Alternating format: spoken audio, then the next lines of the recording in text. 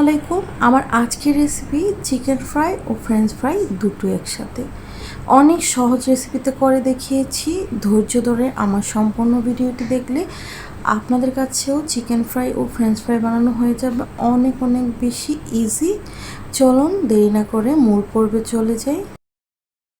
Chicken থাইয়ের piece আমি আগে থেকে পরিষ্কার করে ধুয়ে এমন লম্বা লম্বা শেপ দিয়ে কেটে নিয়েছি। দিয়ে দিচ্ছি 1 চা চামচ আদা রসুন বাটা, দিয়ে দিচ্ছি গোলমরিচের গুঁড়া হাফ চা চামচ জিরার গুঁড়া, হাফ চা চামচ মরিচের গুঁড়া, স্বাদ মতো লবণ দিয়ে আমি সবগুলো ভালোভাবে মিশিয়ে নিব চিকেনের সাথে।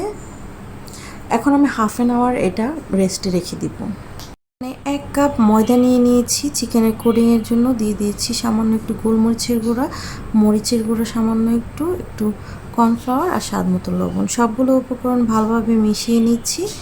এখন আমি এখানে নর্মাল টেম্পারেচারে দুধ নিয়েছি হাফ কাপ। দুধে আমি দিয়ে দিচ্ছি একটু ভিনেগার। এখানে ভিনেগারের পরিবর্তে আপনারা লেবুর রসও দিতে পারেন। ভিনেগার দেওয়াতে দুধটা একটু বাটার মিল্ক হয়ে গেছে। এটা আমি সাইডে রেখে দিচ্ছি, আমার কাজে লাগবে। আমি এখানে রেডি করা ময়দাতে চিকেনটা আমি কোট করে নিচ্ছি। আমার চিকেনটা হাফ অ্যান আওয়ার হয়ে গেছে। ময়দাতে কোট করার পর আমি বাটার মিল্কে চুবিয়েছি।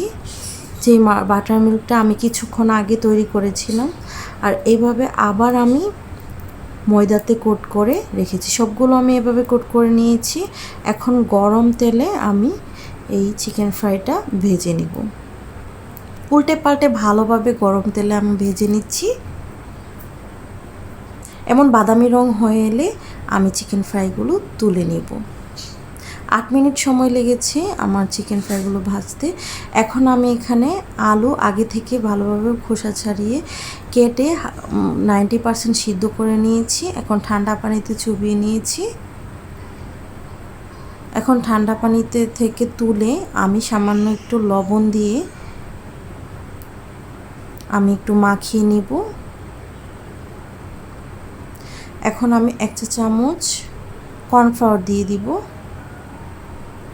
কর্নফ্লাওয়ারটা আলুর সাথে ভালোভাবে মাখিয়ে নিব, আর গরম তেলে এভাবে আমি ভেজে নিব। বাদামি রঙের হয়ে আসলে আমি আমার ফ্রেঞ্চ ফ্রাইটাও তুলে নিব। আমার ফ্রেঞ্চ ফ্রাই চিকেন ফ্রাই দুটোই একদম কমপ্লিট হয়ে গেছে। চিকেন ফ্রাই ও ফ্রেঞ্চ ফ্রাই দুটোই অনেক বেশি পারফেক্ট আর টেস্টি হয়েছে। আশা করি এভাবে ট্রাই করবেন। আজ বিদায় নিয়ে নিচ্ছি, আবারও চলে আসবো অন্য কোনো ভিডিও নিয়ে। ততক্ষণ পর্যন্ত ভালো থাকবেন। আল্লাহ হাফেজ।